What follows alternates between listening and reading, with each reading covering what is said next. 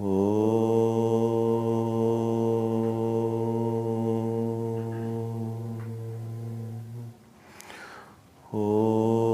Prithvi Shantirantariksha Shantir Dyau Shantir Disha Shantiravantara Disha Shantiragni Shantir Vayu Shantiraditya Shantish Chandrama Shantir Nakshatrani Shantirapa Shantiroshadaya Shantir Vanaspataya Shantir Gau Shantiraja Shantirashva Shantir Purusha Shantir Brahma Shantir Brahmana Shantir Shantireva Shanti Shantir Me Astu Shantihi. May there be peace on earth and in the sky. May there be peace in the water and in all directions. May there be peace in the plants, in the trees, and in animals. May there be peace in the hearts of all beings. May there be peace in everyone and in everything. Sarvetra sukhinas santu, sarve santu niramayaha, sarve bhadrani pashyantu, ma kaschid dukkha bhag bhavet, sarvastaratu durgani, sarvo bhadrani pashyatu, sarvas sadbuddhimapnotu, sarvas sarvatra nandatu. May all be happy and healthy. May all see what is good, and may no one experience misery. May all overcome their obstacles and acquire good tendencies. May people everywhere find joy and fulfillment.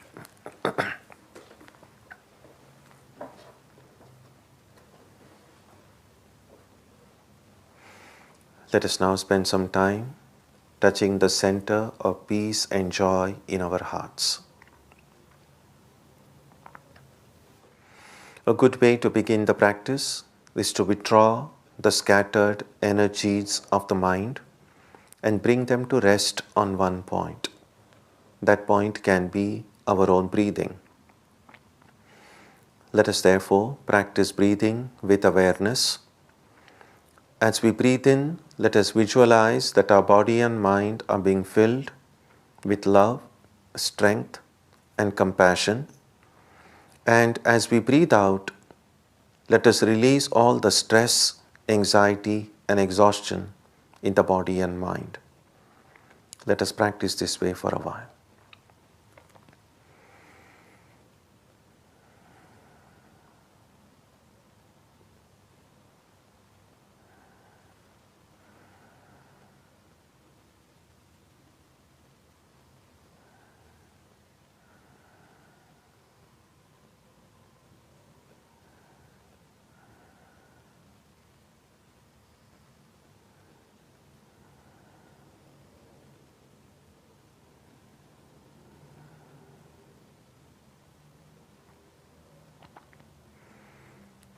Let us now turn our attention to the region of our heart.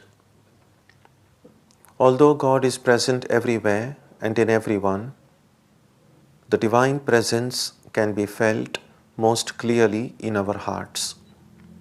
We can meditate in any way we have been taught. To remain focused, we can take the help of a short mental prayer or a mantra or a divine name. Let us now spend some time dwelling on the presence of God in our hearts.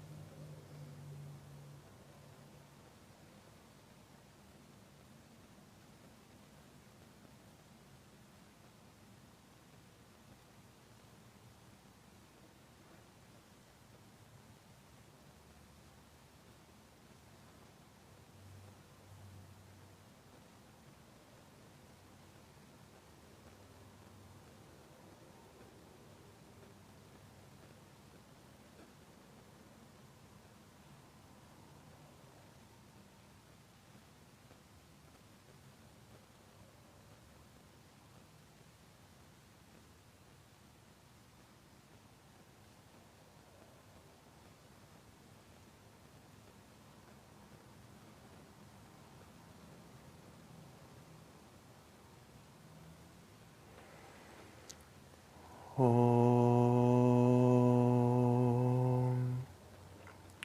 Asatoma Satkamaya Tamasoma Jyotirgamaya Mrityorma Amritam Gamaya Aviravir Magedhi Rudrayatte Dakshinam Mukham Tenamam Pahi Nityam. May the Divine lead us from the unreal to the real, from darkness to light, from death to immortality. Peace, peace, peace be unto.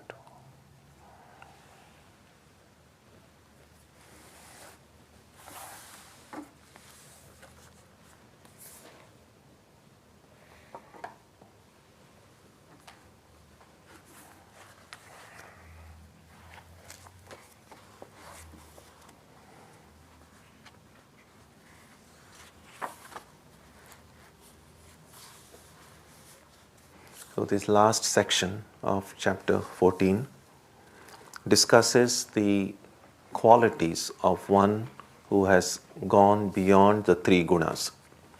As we have seen in this chapter, it pointed out the role the three gunas play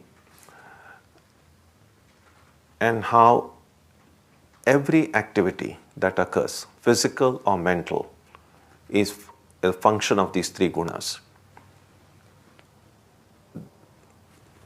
Every material object in this universe is also a product of the three gunas. So essentially, all of our lives, our physical, mental lives, are led by the gunas. So it's the gunas operating, functioning or interacting with each other. Our true nature is we are simply pure Chaitanya, pure consciousness.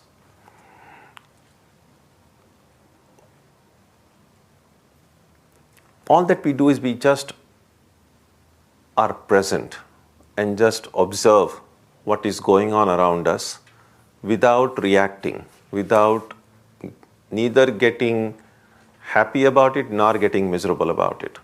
If we just are, we become free from whatever it is, whatever kind of problem that we experience. At the root of the problem is this, that we get involved into this function of the three gunas, and these gunas then begin controlling us. So this last section shows the characteristics of one who is not being controlled by gunas. As we saw in the earlier verse, number 23, he who rests like one indifferent and is not disturbed by the gunas, who realizing that the gunas alone function, is steady and does not waver. So in order for us to be steady like that, what are the kind of qualities we need to develop? This will be discussed in these last few shlokas of this chapter. So let's read verse 24 together. Samadukha sukha swasthaha Samaloshtaashmakanchanaha Tulya priya priyo dhiraha Tulya nindatma samstutihi. Alike in pleasure and pain, self-abiding, regarding a clod of earth, a stone and gold as of equal worth, the same towards agreeable and disagreeable objects, calm, and the same to praise and blame bestowed on him. We began studying this briefly last week, so let me quickly summarize what we've seen before. Alike in pleasure and pain, samadukha sukhaha. We know that in our own lives, we go back and forth. There are things in life which make us happy, which bring us sukha.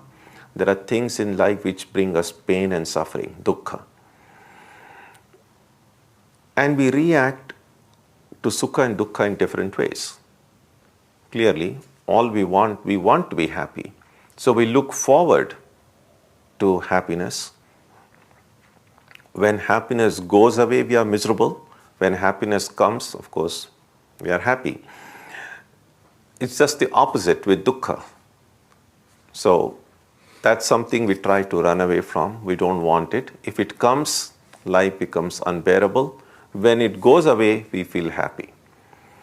So we do not react to sukha and dukkha in the same way, which is why we have these constant ups and downs throughout our life.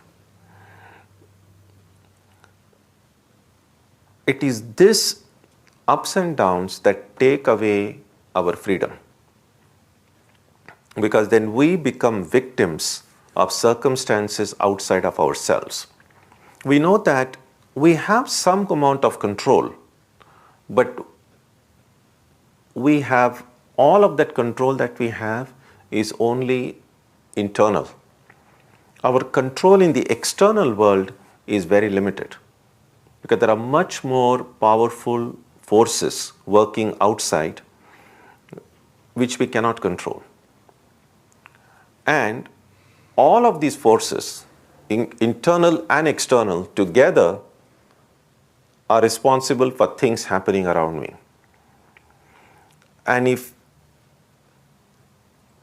I am affected by the things happening around me, then my own freedom is lost. So when are we free? It's a little bit like this.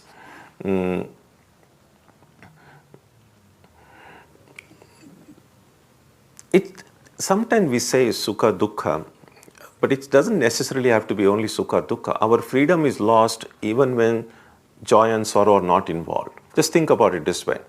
Now, as we are speaking, suddenly there is a big sound somewhere. Whether or not you like it, you're going to hear it. We do not have freedom not to hear a sound if there is sound.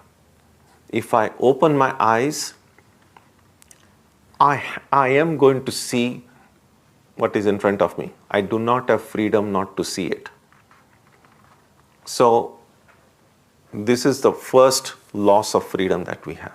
And then, of course, we see that how nature plays with us. Just like a cat plays with a mouse.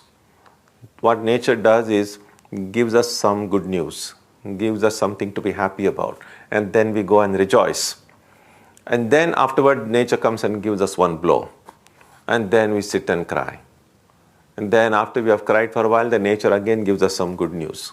So this is how it is going. Freedom, independence would be that nature gives me a blow and I refuse to cry. I refuse to say, well, you want me to be upset. I'm not going to be upset. That is freedom. And that is what is meant by saying alike in pleasure and pain. There is also another reason why we should take all pleasure and pain in our stride. And the reason is, by this time in our looking at what has happened in our own life, we know that whether it is joy or sorrow, it's never permanent. It comes, stays for a while, and then it goes.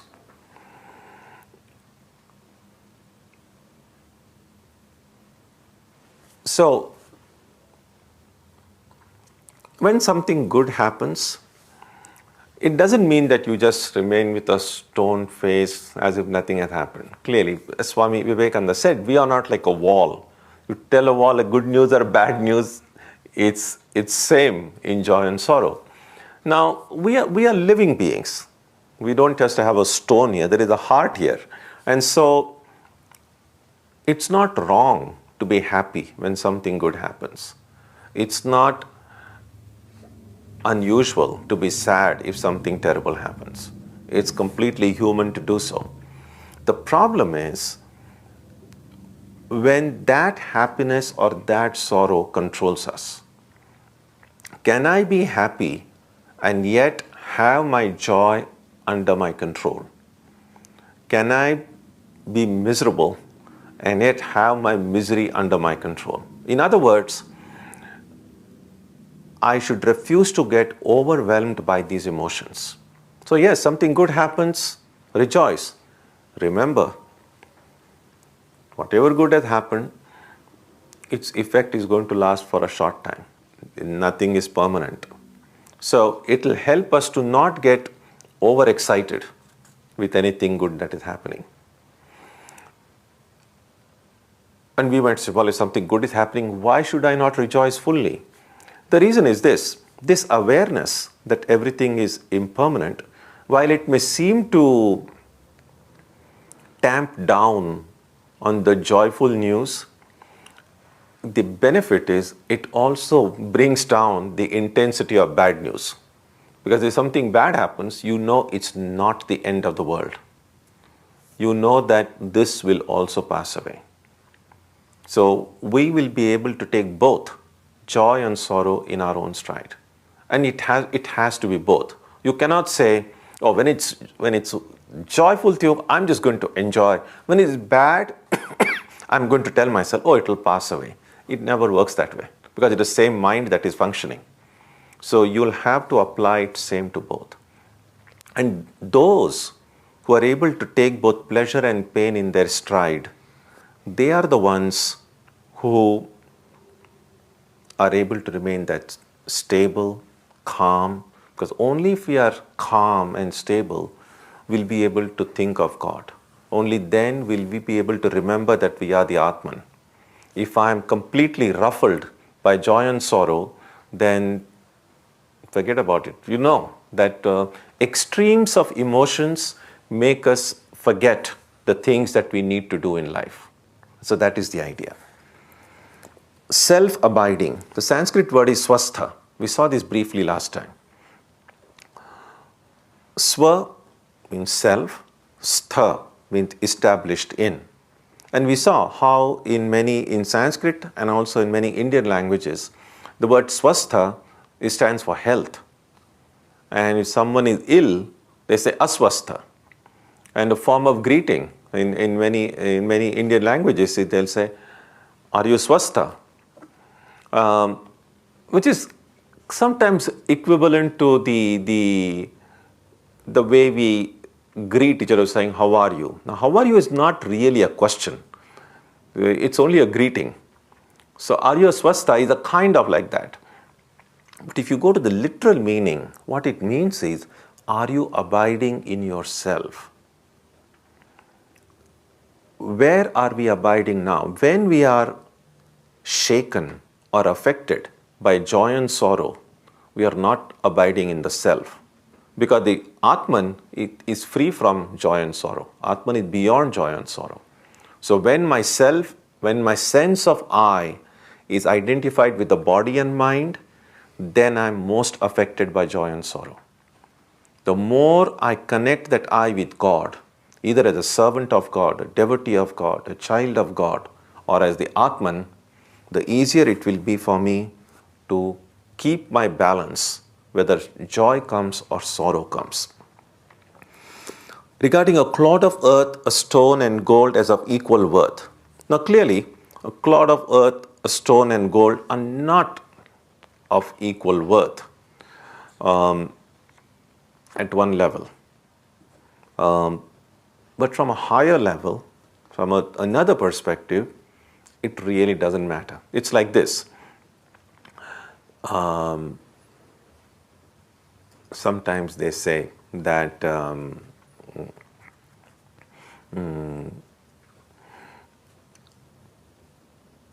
there were three friends and they had borrowed some money from a person and had not borrowed him or probably cheated that person or kind of stolen some money from a person and shared it equally among themselves.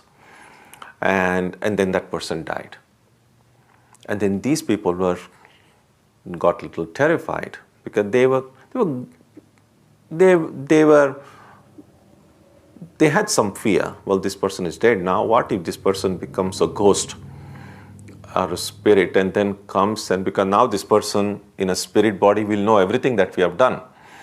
So what if this person comes and haunts us and he knows now that we have stolen money from him? And so apparently the story goes to say that these people attended the funeral of that dead friend, and then quietly in an envelope, one of the persons, whatever money he had stolen, he put it in an envelope and put it inside the casket, so that I don't want any guilty conscience, I have returned it. And the second person also puts it in an envelope, puts it there. The third friend, he also takes an envelope, puts it there, and takes those the previous two envelopes. And these others are shocked. I mean, no one sees it, it's done very subtly. But the other friends, they notice it. And afterwards, they catch and say, what did you do? Why did you take away those things? And this friend says, he said, I just thought it would be convenient rather than him opening 3 envelopes. I just gave one envelope with the full amount of all the 3 of us. But instead of putting it as a cash, I've just put a check in there. So again, for a dead person, whether it's dollar bills or a check, because essentially it's paper and neither of them the person can use. Now, I just mentioned this to show that only if we are alive, these 3 things will have different value: a clod of earth, a stone, and gold. If a person is dead, you put all the 3 next to the person, they all are equally useless, or equally just there is no difference. So that's why I said, from a different perspective, none of these things make. In fact, in Ramakrishna's life, you will remember, he, in order to impress upon himself and through that act upon all of us, he actually took a little bit of earth in hand and a coin in hand and told himself, this is both of equal value, and goes to the Ganga and puts it. Now, it's a very symbolical thing, but it's something that drives home the point very clearly, that while things have relative value, relatively something is more valuable than something else, but from a higher perspective, from an absolute perspective, ultimately they are all just atoms and molecules. Even from a purely scientific point of view, they are just atoms and molecules. They may be different elements. So gold is not necessarily exactly same as a stone chemically. But if you go further down at the subatomic level, it's just atoms and molecules. Again, the more differences we notice in life around us, we are going to react, and that reaction is going to produce either joy or sorrow. The more we are able to look deeply, we will see that the differences are only superficial. Deeper down, there is nothing to be either afraid of or nothing so much to rejoice about. The same towards agreeable and disagreeable objects. Tulya priya apriyaha. Priya and apriya. Again, same thing. These are all kind of connected, because the thing is this: when we get something that we love, that is agreeable, we are happy. When something that we love is taken away from us, we are unhappy. If something that we hate is given to us, we are unhappy. If something that is hateful is taken away from us, we are happy. So, agreeable and disagreeable objects are a major cause of this shifting between joy and sorrow that occurs in our life. So one helpful spiritual practice is that we will all have things that we like and dislike in life, but can we at least have, or at least eliminate, intense liking and intense disliking as a first step. So you can still like things and still don't like a few things, but don't like things, don't be so attracted to any material thing so much that you forget everything else. Or don't hate any material entity so much that you forget everything else. So first, intense hatred or intense attachment need to be removed. And then it becomes a little bit easier to manage these moderate attachments and moderate hatreds. So that's the first step. And then gradually then, stage by stage, you can try to then minimize these likes and dislikes. And that's why a devotee of God sees that whatever happens in my life, good or bad, pleasant or unpleasant, occurs to the will of God. And I'm going to look at all of these things as that God is trying to teach me something. So I should see that life is one continuous opportunity to learn. Looking at that way, then it's possible to be same towards agreeable and disagreeable things. Dhiraha, calm. And tulya ninda atma samstutihi. Praise and blame. This is another thing that we are all affected by.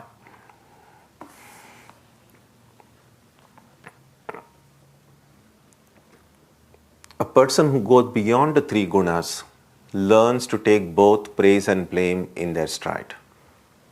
If the more strong our ego is, the more affected we are by both praise or blame.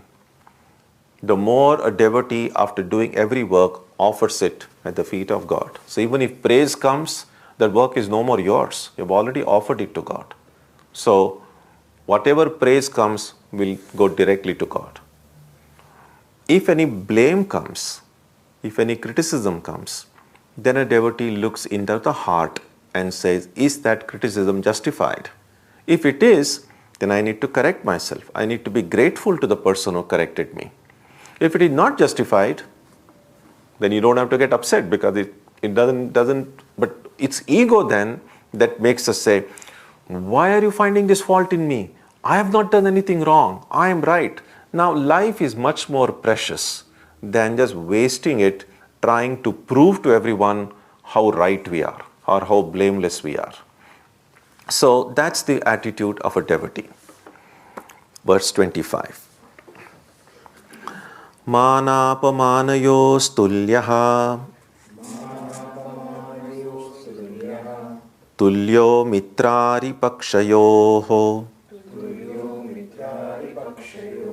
sarvarambha parityagi gunatitasya uchyate.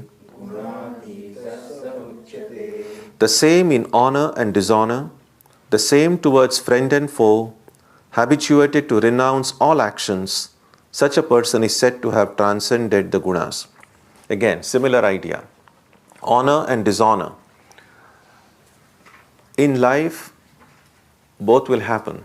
We will be honored within our family, amongst our friends, within the communities you are a part of, and sometimes, justified or not justified, you may be blamed, you may be humiliated. How do we deal with these situations in life?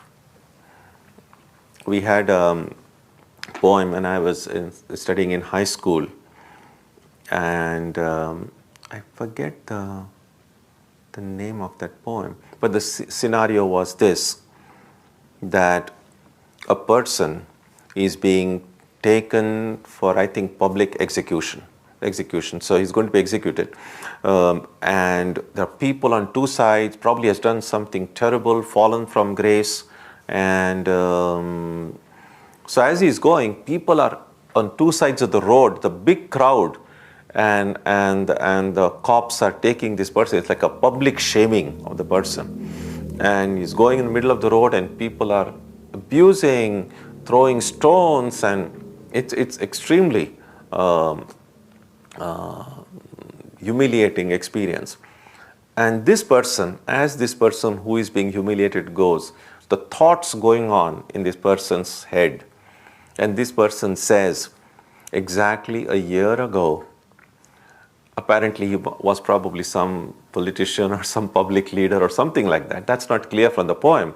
But he says, exactly a year ago, I was on the same road I went, and the same people who are now condemning me, blaming me, abusing me, these were the people who are cheering me. These were the people. I was a big hero then. And then something seems to have happened by which those who were his friends, those who are adoring him, are now become his enemies who just hate him. And so he just going and experiencing that.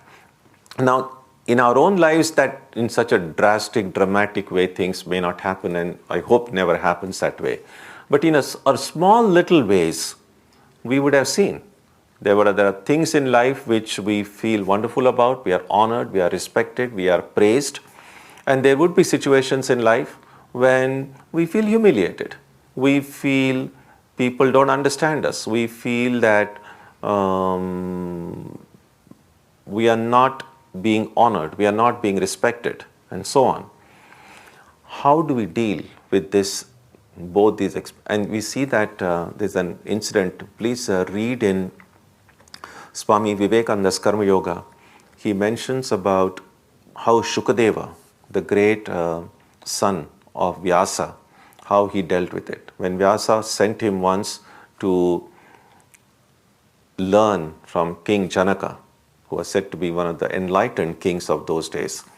And so we read, you probably read this story before. So as this Shukadeva, the son of Vyasa, and Vyasa was so well known, and his son, obviously, the son of a great father, was also well known. So news had been sent that Vyasa is going to meet the king. And the king had sent instructions before. So as he approached the kingdom, at the palace gates, the doors were closed, and the gatekeepers there, they did not open the door, they completely ignored him. And he just sat there calmly. 3 days, they didn't offer him food, they didn't ask him. Just imagine a celebrity like him, who should have been welcomed with great honor, everyone was indifferent to him. And that was a kind of an instruction the king had given. Then after 3 days of that kind of indifference, then the doors were opened into completely red carpet welcome. It's like a big honorable welcome. And then the Shukadeva just goes in. And the story goes on to show that even when they ignored him, they were indifferent to him, they humiliated him, he remained calm. And then later when they honored him, they gave him a VIP welcome, he remained calm. Now that is what is meant here. The same in honor and dishonor. That's the ideal. That's when we can say we are truly centered in God. Our mind is fully given to God. The same towards friend and foe. Again, remember Holy Mother's teaching. No one is a stranger, my child. The whole world is your own. There is this well-known Sanskrit saying, goes like this. Ayam nijaha paro va iti ganana laghu chetasam udara charitanam tu vasudhaiva kutumbakam. Simply means the distinction that we make, this is our own, that is someone else, this is my friend, those are aliens, those are my enemies. This kind of a division we make, this is the function. Iti ganana, who are the laghu chetasam? Laghu means small. Cheta is mind. So small-minded people make this distinction that this is my own, that is someone else's. These are my people, those are. And we see this kind of being reflected among the in the campaign themes about the election that are going on, about who are our own people and who are outsiders. So this kind of a distinction, this verse says, is done by small-minded people. Udara charitanantu, those whose hearts have truly opened, truly broadened, for them vasudhaiva kutumbakam, the whole world becomes one family. Then mine and not mine, ours and not someone else's, this distinction goes away. And that is what Holy Mother meant when she said, no one is a stranger, my child, the whole world is your own. So when a person has transcended the gunas, the whole world becomes his or her own for such a person. verse 26. Mam chayo vyabhicharena Bhakti Yogena Sevate Sagunan Samatityaitan Brahma Bhuyaya Kalpate. He who serves me alone through the unswerving yoga of devotion transcends these gunas and becomes fit for the state of Brahman. He who serves me alone, and we have seen this before. Wherever Krishna says I in the Gita, he usually is not referring to him as the son of Devaki and Vasudeva. This I is referring to the Atman. So he who serves me, or you can understand in the sense of God alone, through unswerving yoga of devotion. The Sanskrit adjective is avyabhicharena. The word here is this. When we say I'm devoted to God, a devotee is by definition devoted to God. But how much of me is devoted to God? In other words, is God one of the many entities I'm devoted to?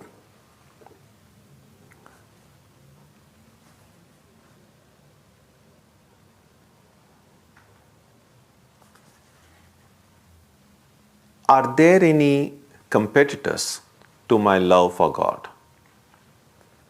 So it's true that we love God, but do I love only God, or do I love a few other things as well?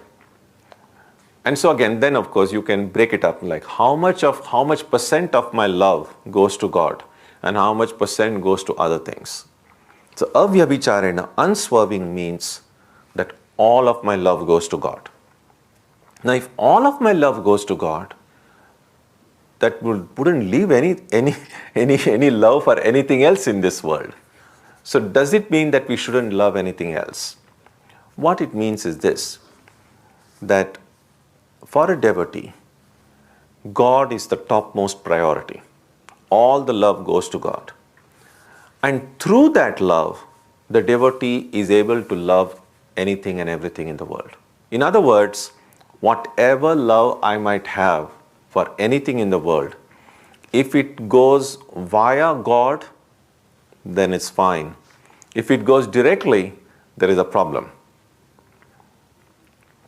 So God is kind of, it's just like a satellite. You have a satellite connection, satellite TV or satellite this thing. So we know that whatever all the connections that are made are done through the satellite.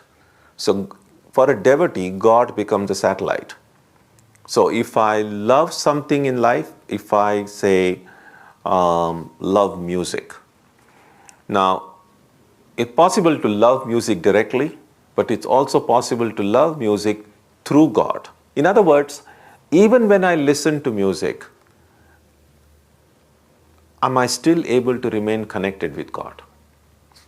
And so what that would mean is, I would be, through music, I am still able to think of God. Every action that I do, if I do it out of love for God, then I love the work, but I love the work because I'm doing that work out of love for God. In other words, everything in our life, everything in a devotee's life should be connected to the spiritual ideal, either directly or indirectly. If there is anything in life which cannot be connected with spiritual life, even indirectly, then a devotee says, that's not for me. So that's the first thing. That is what unswerving yoga of devotion means. Second thing, also connected with that, is this.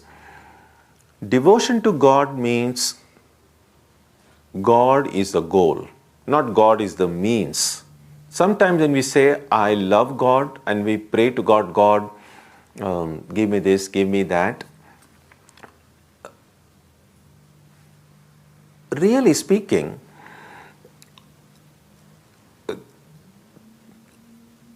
Bhakti Yoga in its highest sense means God is the goal. That means we're really not even praying to God for anything. We are just praying to God for God. A slightly lower level of bhakti would mean, God, I love you. Now please do this for me. So of course it's like this. When children go to their parents, of course children love their parents. But how happy a parent would be if a child simply says, Dad, I love you so much, and please send me a check for $1,000 for this. Then say, well, of course I love you, but do I love my parents because they are parents, or do I love my parents because my parents give me so many things? They give me this and give me that. That is why I love them. So is my love for God based on what goodies God gives me? Or would my love for God be affected if some terrible things happen in my life? And it has happened. It has happened in the lives of many people who believed in God. Sometimes they say, I prayed so much to God, and what happened? Nothing. God never helped me. I'm not going to pray anymore. I'm not going to do any worship. So there you can see that I was not really loving God. My love for God depended on God doing whatever I wanted God to do. The moment I thought God is not doing it, my love ended. So that is not an unswerving yoga of devotion. So if I'm able to make God or my spiritual ideal as the topmost priority of my life, and through that priority, I continue to love everyone in the world, I continue to carry out all my duties and responsibilities, but through recognition of that spiritual ideal, then such a person transcends the gunas and becomes fit for the state of Brahman, fit for enlightenment. The last verse. Brahmano hi pratisthaham amritasya vyayasya cha shashvatasya cha dharmasya sukhasya kantikasya cha. For I am the embodiment of Brahman, of immutable immortality, of the eternal religion, and of absolute bliss. Again, I here stands for that infinite reality, or the Atman. So, is the Atman the spirit? Atman and Brahman are the two terms that you will find that come in Vedanta very often. And although the two terms are different, they refer to the same reality. So, that infinite reality, with reference to me as a person, is called Atman. And the same reality, without reference to any particular person, is called Brahman. So, Atman and Brahman are one and the same. So, when he says in the earlier word, they become fit for the state of Brahman, he is now saying, I, the spirit, is the embodiment of Brahman, of immutable immortality. Amrutasya avyayasya. Avyaya. Avyaya. Vyaya means that which can be broken. Avyaya means immutable.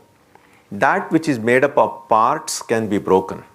But that which is not made up of parts cannot be broken. And so the infinite Brahman is not a collection of parts. Therefore it cannot be divided, cannot be broken. And immortality means there is no death, because there is no birth, it is eternal. Eternal religion, dharmasya, shashvatasya dharmasya. Here religion doesn't mean in the way the word religion is used. Here religion means the method, the way of becoming, of reaching that enlightenment. Here shashvata dharma means the spiritual practice. So the spirit is an embodiment of that practice as well, because it is that practice that takes us to that highest goal and of absolute bliss. There is a portion in the Chandogya Upanishad which says that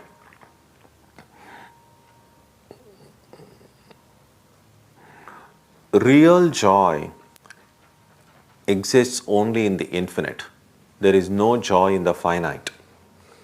And so we need to give up these little bits of joy and sorrows here in order for us to then accept that infinite joy. That is what is meant here by absolute bliss. So right now, our lives are just affected by this limited relative joy and sorrow.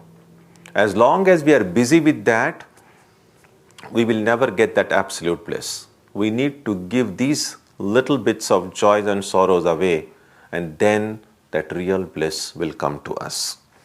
So these last few verses describe the characteristic of a person who has gone beyond the gunas. And as it was shown in the second chapter, when the characteristics of the enlightened were given, the same principle applies here. That these characteristics are given here so that for us, we say, can I try to live like this? If I try to live like this, then even I will be able to go beyond the three gunas and I will become enlightened. So the characteristics of these people become the disciplines that you and I have to practice. So when we read this, what it means is this: can I try not to be disturbed by the gunas? I should make an effort to be alike, look upon pleasure and pain in the same way. I should try to be swastha, abiding in always recognizing that I am the Atman. I should try to remember that while things may have relative value, high and low in this world, from a different perspective, there is no difference between them. I should try not to be affected by pleasant and unpleasant objects. As far as possible, try to retain my calmness and try not to be affected by praise and blame. Try not to be affected by honor and dishonor, and try to maintain the same cheerful friendliness towards all, friend or enemies.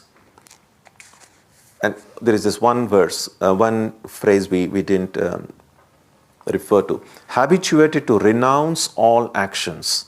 Sarva arambha parityagi. Renounce all actions means if whatever you begin with the idea, I am doing it, you get attached to it, you get caught up in it. You are appropriating as yours.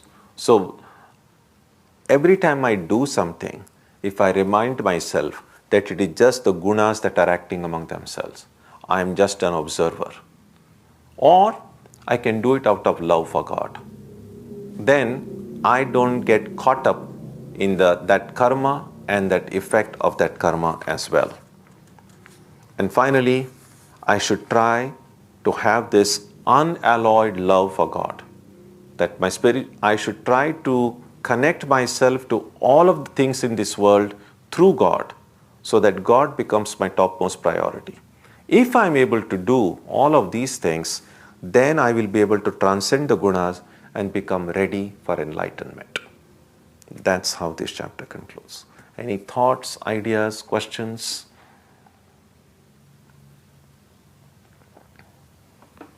Swamiji, you said that excuse me, we should avoid intense like and dislike, and at other points you've told us that we should strive for excellence. So at any point, would you imagine striving for excellence is also an extreme? Instead of striving for excellence, wouldn't life be very different if you just strove for mediocrity? I sort of know the answer to this, but I'm just wondering. No, I think if we strive for excellence, most of us will succeed in being mediocre. If we aim for mediocrity, then we'll probably will be just below average, I think. So I think it's great to have an ultimate ideal which is pretty high, but it's also helpful to have a few intermediate goals. So if I find that I'm below average, I can still have a goal to be excel in everything, but my immediate goal would be, let me at least come up to average level. Then I can go. So have an ultimate goal, but also have a few intermediate goals.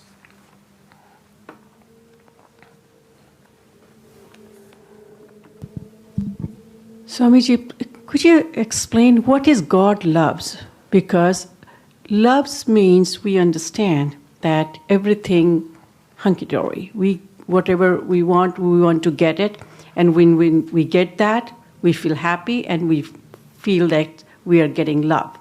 But what is God loves? Because if we are not getting something and later on we understand it was good for us, is it that also God loves? Could you explain that? No, it's not clear. The question is not clear. What is God loves? Because we use God, but I do not understand that if I'm not getting something and I get mad, or so I feel that it's not God loves. If God loves is like I'm not getting something and that was right for me, and that is also a God loves, how do I understand what is God loves? You see, love is something that's never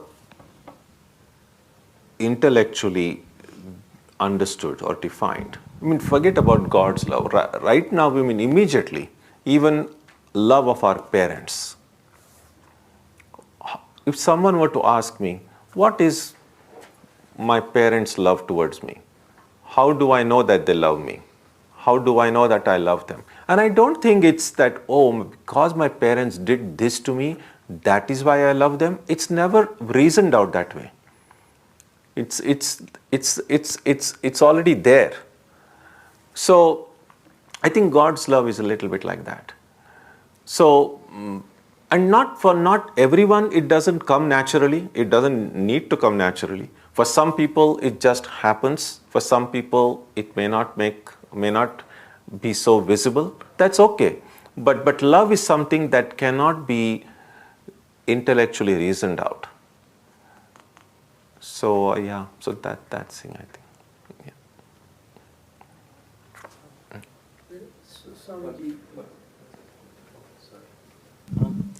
You said in couple of times before about reaction, and what here we are talking about some of these characteristics is how you react to things. What are the ways you can sort of help yourself to build up that sort of not to react to those sort of things? Because we live in a society where sometimes even unconsciously, and you said you have to be conscious, but even when you are conscious, you can react to something. So what are the ways to practice that? One of the things that is helpful is just to recognize that nothing is permanent. So it's just recognition that this will also pass away, this will also go away, helps us to remain calm. The two qualities very necessary for devotion is mentioned by Ramanujacharya in his commentary on Brahma Sutras. He mentions actually 7 qualities, out of which these 2 are the ones that, out of the context, depending on the question that you asked just now, is that he says, Anavasada and Anuddharsha. Avasada means just feeling so downcast. Anavasada means not putting ourselves in a dump like this. And Uddharsha means excitement. And Anuddharsha means not getting too excited. So when good things happen and bad things happen, we are going to be happy, we are going to be sad. That's natural. But we can see sometimes if something good happens, should I just start jumping about and just go overboard with that good news? Or, I'm happy. Just enjoy that moment of happiness, but have that happiness under control. Or something bad happens, I can just go and then just cry and weep and close my doors and windows and not meet anybody for 10 days and fall sick. It doesn't have to go to that level either. So that's what is meant by remaining under control. And one way would be to see that this also will pass away. You see, many of the things that in our own lives we'll see which seemed so serious when they happened, after a month or 6 months you look at them, you can even sometimes, even some bad news which completely shatters you, after 6 months you think about it, you're able to think about it a little bit calmly. You're not as affected by it 6 months later as when it happened. And so one way of thinking is, well, if that's what I'm going to do 6 months later, I might as well do it now. Yeah. Just one more comment in terms of Swami Ramakrishna. In the Gospels, it's mentioned that he would not touch, if he touches metal, his body was going into samadhi. Is that something he kind of like sort of get to this stage of not being able to attach to the material items? Is that sort of the... Yeah, and also metal was associated with coins, and he didn't touch coins.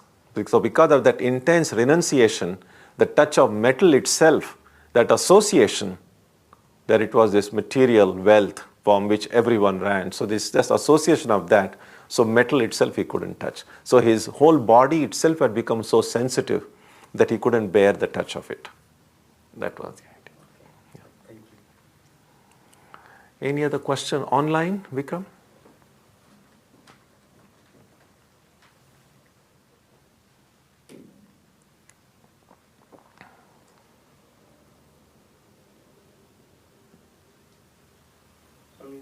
There's a question from Nandan.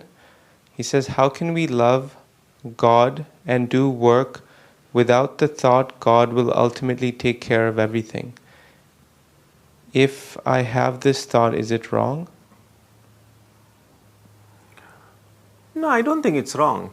When we are doing some work, I think a devotee will say, God has put me in this situation. So whatever duties and responsibilities I have, this is what God wants me to do, and I'm doing it out of love for God. And if I'm doing it out of love for God, I will try to do it in the best possible way. I will put my best effort into it, and then I will then offer it to God. That's what a devotee thinks. And it's like this: when an assignment is given to us by someone we love and someone we respect and someone we adore, then we put extra effort into it. We try to do it in an extra nice way. And so a devotee, because a devotee loves God and devotee sees that all of my duties and responsibilities come through God, so I'll try to carry out all of them properly. And that is the way a devotee expresses his love and gratitude towards God. And there's a question from Ashok who says, would you classify love only to apply to humans and bliss to apply to God, since we cannot feel God's love? Oh yeah, we can feel God's love. When we become sensitive enough to feel that love, we do. So, yeah, I think love can be. It's just like this. We feel a parent's love or a friend's love. It often cannot be expressed like how do you feel it, but deep down we know that there is love. In the same way, a devotee knows deep down that when there is love, we definitely will feel it. Sometimes if we don't, it may be because we haven't become sensitive to it yet, but when that stage is reached, deep down we know it's there. Yeah.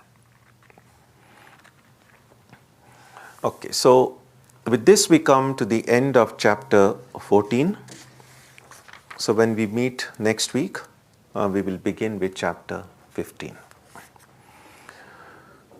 Om Jananim Saradam Devim Ramakrishnam Jagadgurum Padapadme Tayo Shritva Pranamami Muhurmuhu.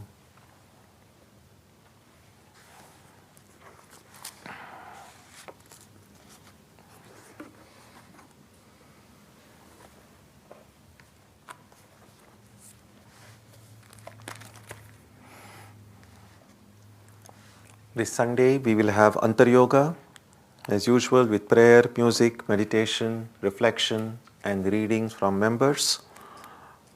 So please, please all of you are welcome, and as we do every time, this after Antar Yoga we'll have soup and a birthday celebration for everyone born in the month of May. So please do come for Antar Yoga on Sunday. Next week, as I said, we'll begin chapter 15 of the Gita, and our Tuesday and Saturday Arati and meditation will also go on as usual. So you're welcome for these programs. Let's conclude with a prayer now.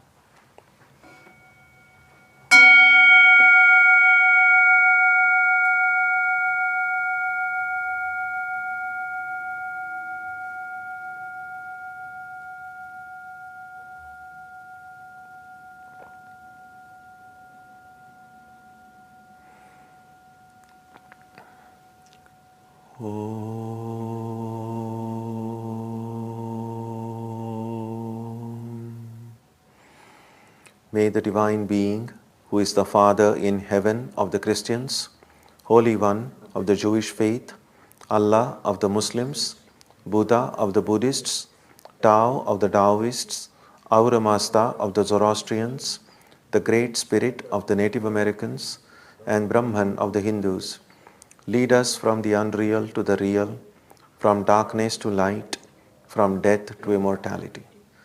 May we be granted strength, freedom, and clear understanding. May we learn to see God in our own hearts and in everyone around us.